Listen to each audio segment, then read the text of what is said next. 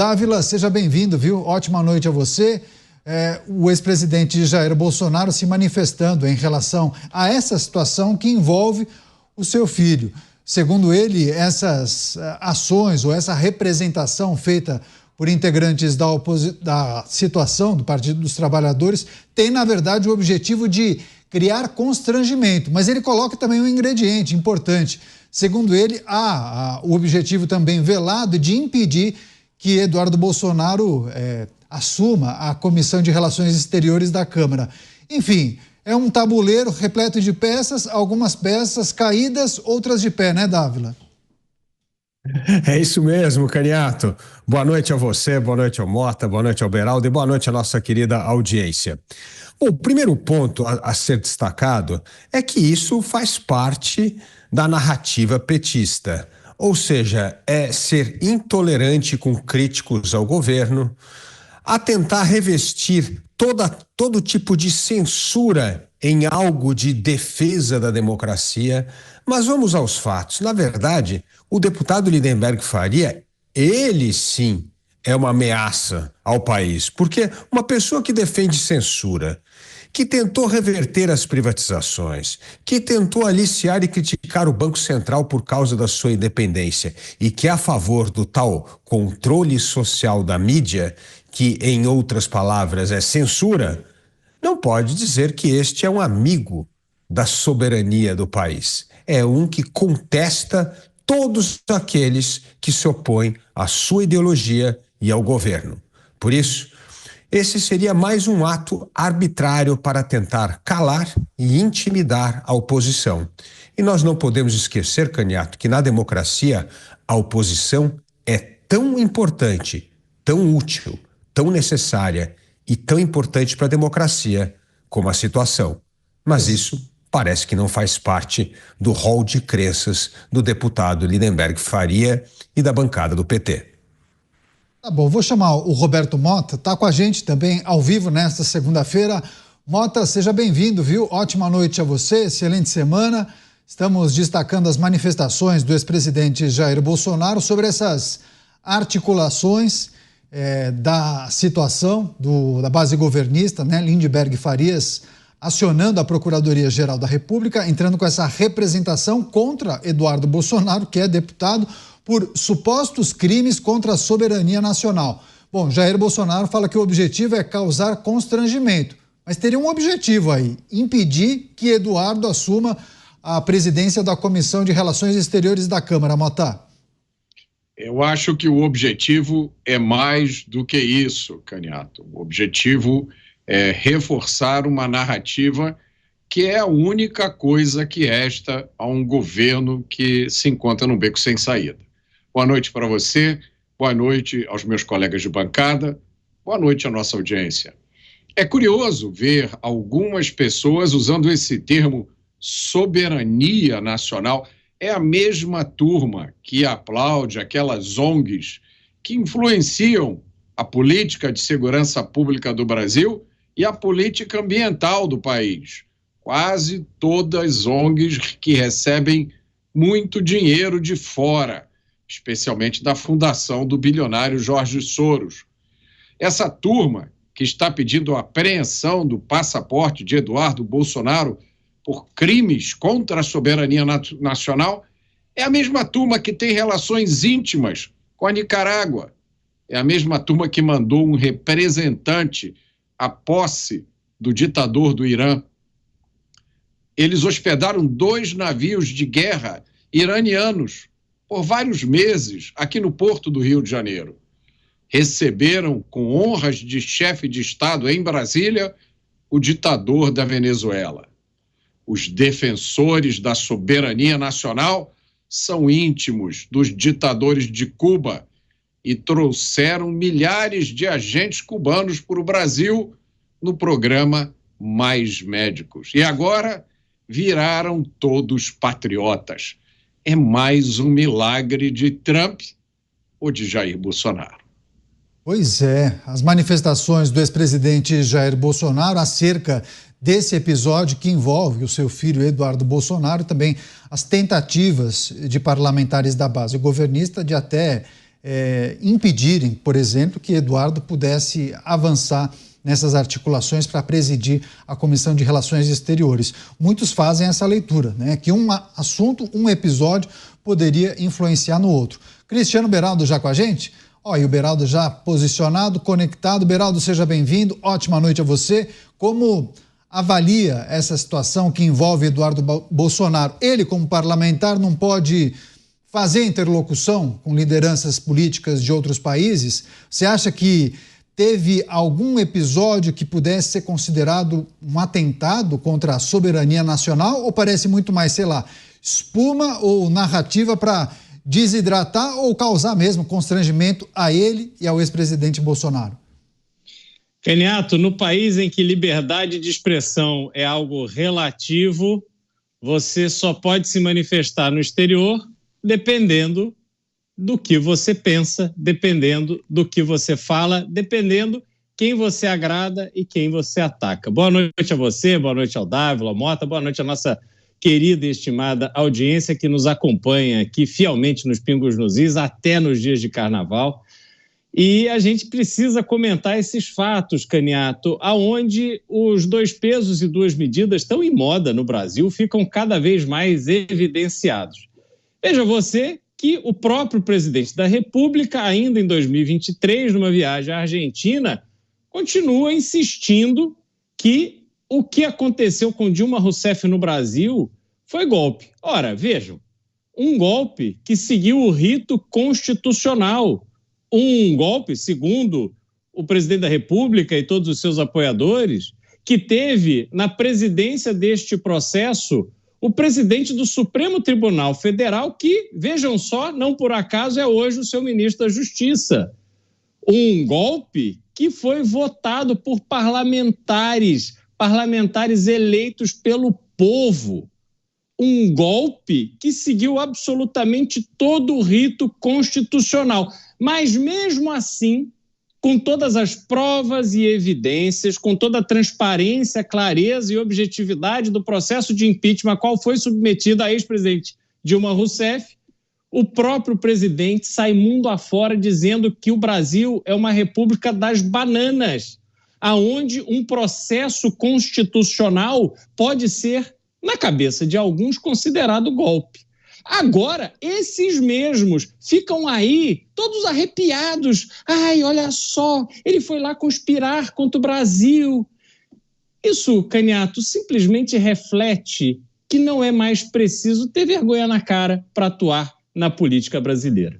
Pois é, esse é um aspecto interessante, né, Dávila? E aí a gente precisa se perguntar, há limites para a atuação de um parlamentar fora do país?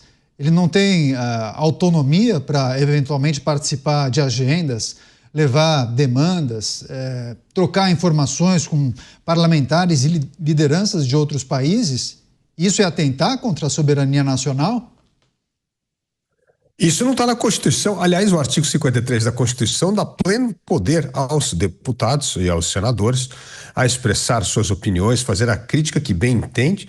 Isto é justamente o que está garantido na Constituição. Então, todo esse relativismo moral, como bem citou o Beraldo, não está na Constituição, está apenas na cabeça dessa turma. E o que passa na cabeça dessa turma parece que agora tem de virar lei. Lei ou medidas extraordinárias para defender a soberania nacional. Por isso que nós sempre lembramos aqui nos Pingos nos Is. Vamos voltar ao texto constitucional. Vamos nos ater à lei e ao que está na Constituição, e não ao que está no devaneio ideológico e na cartilha militante de alguns parlamentares. Agora, tem muita gente que fala que parece uma jogada ensaiada entre instituições brasileiras, viu, Mota? Porque justamente esse movimento acontece após a manifestação de uma comissão da Câmara de Representantes dos Estados Unidos que muitos imputam a Eduardo Bolsonaro parte da culpa pelo resultado, ou seja, a aprovação naquela comissão na Câmara dos Estados Unidos. Entendem que, por conta da articulação de Eduardo Bolsonaro, os congressistas lá dos Estados Unidos começaram a olhar para as autoridades brasileiras ou para instituições brasileiras de uma maneira diferente. E a depender do avanço dessa matéria, poderia, inclusive, impossibilitar que autoridades brasileiras visitassem os Estados Unidos por conta do cancelamento do visto. Esses ingredientes precisam entrar em pauta também. Sem dúvida, Eduardo Bolsonaro tem o mérito de fazer um trabalho muito importante há muitos anos na construção de alianças internacionais. Como eu já falei aqui, são alianças baseadas em ideias. Não são como outras alianças que a gente já conhece, uma do Foro de São Paulo ou outras menos cotadas, que giram em torno de projetos de poder, e eu não erro muito se eu disser projetos de poder totalitários. Agora, observem só que coisa curiosa.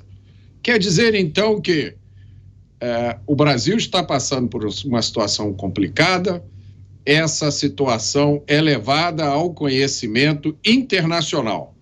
E aí o novo governo americano, que já disse que está no centro da sua agenda a proteção das liberdades fundamentais, principalmente da liberdade de expressão, o novo governo americano começa a prestar atenção no Brasil. Os representantes, os deputados do Congresso americano começam a fazer perguntas inconvenientes, a tentar saber o que está se passando aqui no Brasil. E aí a melhor ideia que alguns políticos brasileiros e algumas autoridades têm é justamente punir algumas das pessoas que estão comentando sobre isso lá fora. Olha, eu tenho a impressão que esse gesto não vai funcionar.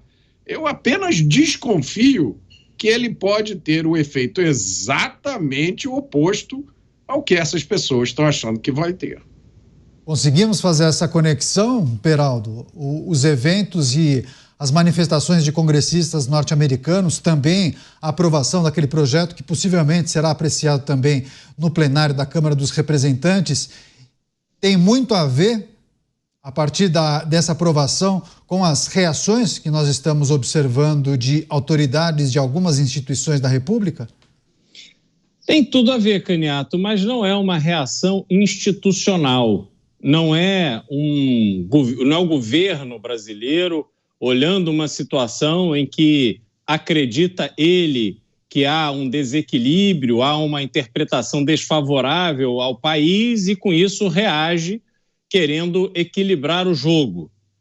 O que está acontecendo é que os puxa-sacos de plantão, e eles são muitos, estão aí apostos para tomarem medidas que demonstrem àquele que hoje reserva um poder gigantesco no Brasil, que eles estão ali para ajudar, prontos a fazer qualquer coisa, a passar por cima de qualquer conceito de razoabilidade para demonstrar a sua lealdade, para demonstrar a sua capacidade de tumultuar o jogo político em nome de uma relação pessoal que eles querem cultivar.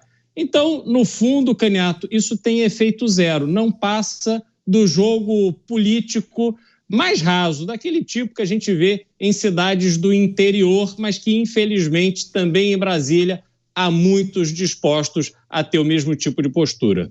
Além de parlamentares que acionaram a PGR, enviaram essa representação, as informações de bastidores, Dávila, indicam que o Partido dos Trabalhadores deve entrar com uma ação no Conselho de Ética da Câmara Federal contra Eduardo Bolsonaro por supostamente conspirar nos Estados Unidos contra a soberania do Brasil, praticar crimes, intimidar autoridades e tentar intervir em processo judicial, além, segundo a defesa, de atentar contra a democracia e também a Suprema Corte Brasileira. Bom, Dávila, se você não faz tantas semanas assim cobrou um movimento das instituições da República no sentido de pacificar o país, parece que não veremos isso num prazo curto ou médio, pelo menos, né? O que a gente está vendo é a corda sendo esticada cada vez mais, né? É isso mesmo, Caniato. É evidente que não querem a pacificação do país. Pelo contrário, querem a polarização, querem a radicalização. Porque aí O presidente da República, que hoje não entrega nada, pode dizer que pelo menos ele é o paladino da defesa da democracia. É esse o discurso que ele acha que vai colar. Mas o fato é que a população está cansada de inflação alta, cansada de juro recorde, juro mais alto do mundo hoje, cansada de um governo que não consegue entregar serviço público de qualidade e só pensa em aumentar imposto. Portanto, esses truquezinhos que tiveram algum sucesso no passado não cola mais. E por último, a situação está melindrada com o presidente da Câmara, Hugo Mota, porque escolheu Eduardo Bolsonaro para presidir a Comissão de Relações Exteriores da Câmara. E eles acreditam que Eduardo Bolsonaro vai usar essa comissão cada vez mais para constranger o governo. Mas o fato é que só existe constrangimento se você dá razão para ser constrangido. E o problema é que o governo e o Brasil vêm dando muita razão para mostrar que aquilo que está na nossa Constituição não vem sendo respeitado, porque parece que vivemos num momento de emergência que é possível solapar o que está na Constituição para defender a democracia. Mas não é assim que se defende a democracia. Aqueles que realmente acreditam na democracia sabem muito bem que a sua defesa depende da defesa dos valores e princípios que estão na Constituição e não se sobrepor a eles em nome de um estado de emergência que só existe na cabeça de pessoas que seguem a cartilha antidemocrática.